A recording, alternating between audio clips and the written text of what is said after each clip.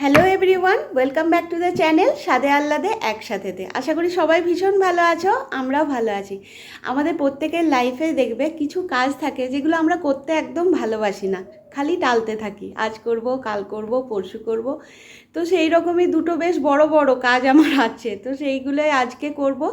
আর সারাদিন কি করলাম, কি রান্না করলাম, স্পেশাল রান্নাও করেছি ছেলের পছন্দ অনুযায়ী। তো সেই সব নিয়েই এই ব্লগটি সুন্দর করে সাজিয়েছি। আমার দুই বাচ্চাকে নিয়ে কিভাবে আমার দিন কাটছে আর কিভাবে ওদেরকে নিয়ে কাজকর্ম ম্যানেজ করছি, তো সেই নিয়েই এই ব্লগ। দেখতে থাকো, আশা করি ভীষণ ভালো লাগবে।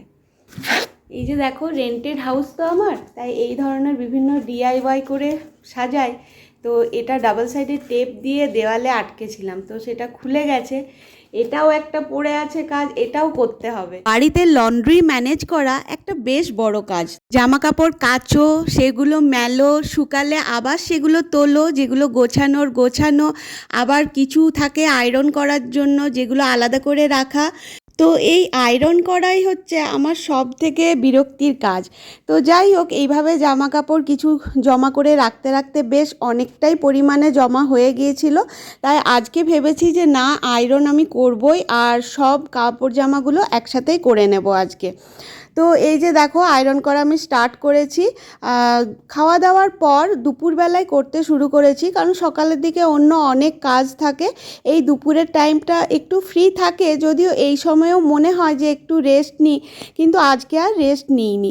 বিকেলবেলা উদয়ন অফিস থেকে ফেরার পর এই মিক্সচারটা বানিয়ে দিলাম। এটা খেতে ভীষণ ভালো লাগে। আর আজকে ডিনারে বানিয়েছি একটা স্পেশাল রান্না, চিকেন রেজালা উইথ পরাঠা। তো আমার ছেলে বলল যে চিকেনের একটু অন্যরকম কিছু বানিয়ে দাও, সেই জন্যই এই আয়োজন। আজ হলো নেক্সট ডে মর্নিং। যদিও আয়রন করতে করতে কোমরে আমার বেশ ব্যথা হয়েছিল, তবু ছাড়িনি, শেষ পর্যন্ত আমি কমপ্লিট করেই নিয়েছি সমস্ত জামা কাপড়গুলো। আর আজকে করব এই ফ্যান পরিষ্কার। কাতারে এই বাড়িগুলোতে সিলিং ফ্যান ওরা দেয় না, কিন্তু বাড়িতে একটা ফ্যান না থাকলে আমাদের আবার চলে না, সেই জন্য এই স্ট্যান্ড ফ্যানটা কিনেছিলাম। আর এটা দেখো, তখন তো হোয়াইট কালার দেখে ভীষণ পছন্দ হয়েছিল, কিনে নিয়েছিলাম, কিন্তু বেশ ময়লা হয় এটা।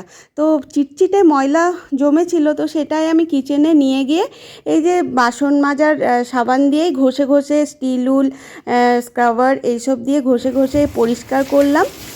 বেশ চিটচিটে ময়লা ছিল, এখন দেখো খুব পরিষ্কার হয়ে গেছে।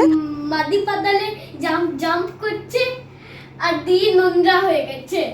আর এখানে ঘরে এসে চান করতে এসেছে। হ্যাঁ, একটু পুচুমা আমার সব কাজেই হেল্প করার চেষ্টা করছে, ও চাইছে হেল্প করতে, কিন্তু এগুলো এমন কাজ, এগুলো মানে বাচ্চাদের হাতে লেগে যেতে পারে। তো ছেলেকে বললাম পরিষ্কার করা হয়ে গেছে, এখন ও এটা লাগিয়ে দেবে। তবে তার আগে আমি আরেকবার একটা শুকনো ন্যাকড়া দিয়ে ভালো করে মুছে নেব। চলে এসেছি কিচেনে। কোনো এক্সট্রা কাজ করতে গেলে এদিকে আবার একটু দেরি হয়ে যায়, তাই আজকে ভাবছি একটা ভেজ পোলাও রান্না করব। প্রথমে সাদা তেলে ফোড়নে গোটা জিরে, শুকনো লঙ্কা, এলাচ আর একটা তেজপাতা দিয়েছিলাম। ওটা একটু ভাজা হয়ে গেলে আদা কুচি, রসুন কুচি আর পেঁয়াজ কুচি, আর তার সাথে গাজরটা প্রথমে একটু ভেজে নিয়েছিলাম। তারপর আমার কাছে ফ্রোজেন মটর ছিল, সেটা দিয়েও মিক্স করে নিচ্ছি। আর এরপর এর সাথে অ্যাড করব পনিরগুলো একটু ভেজে নেওয়ার পর কাঁচা লঙ্কা কুচি, স্বাদমতো নুন, গুঁড়ো গুড়, আর অন্য কিছু মশলা এতে দেবো না। ফ্লেভারের জন্য একটু অরিগ্যানো ছড়িয়ে দেব, আর চিলি ফ্লেক্স দেবো, আর গোলমরিচের গুঁড়োও দেওয়া যেতে পারে। তো আমার কাছে শেষ হয়ে গেছিলো গোলমরিচের গুঁড়োটা।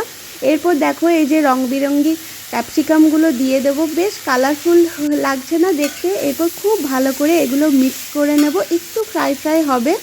আর তারপর টমেটো সস, সয়া সস আর দিয়ে মিক্স করে আগের থেকে করে রাখা রাইসটা এতে মিক্স করে দিলাম। ব্যাস, তাহলে আমার ভেজ পোলাও রেডি হয়ে গেছে।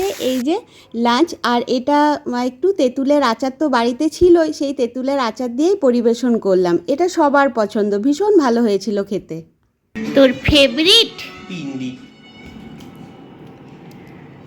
বস। আর একটু দাও চশমা করি। কালকে দুপুরে তো ঘুমোইনি, আজকে দুপুরে দুদিনের দিবানিদ্রা সেরে এই যে আমরা মা মেয়ে রেডি হয়েছি। এখন একটু পুচুমাকে নিয়ে পার্কে যাব। আর এইটা যে পুচুর চুড়ি না না দেখাচ্ছি এই দুটো হচ্ছে পুচুর চুড়ি। পার্কে আমাদের দেখতে পেয়ে উদয়না আমাদের সাথে জয়েন করেছিল, তারপর সবাই একসাথে লুলু গিয়েছিলাম কারণ আমার কটা জিনিস কেনার ছিল, আর ওখান থেকে ফেরার সময় ডিনারের জন্য ধোসা নিয়ে এলাম। আজ এই পর্যন্ত, টাটা।